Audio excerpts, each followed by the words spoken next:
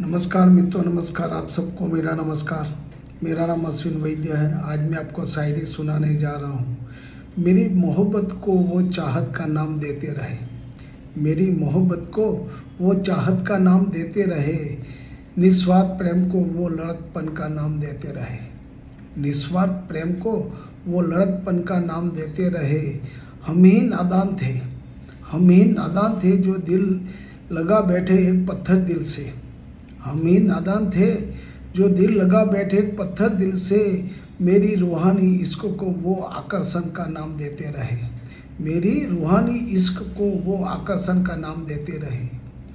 यूँ तो चाहने वाले हजार मिले मगर एक भी ना वफादार मिला, यूँ तो चाहने वाले हजार मिले मगर एक भी चाहने वाला वफादार न मिला।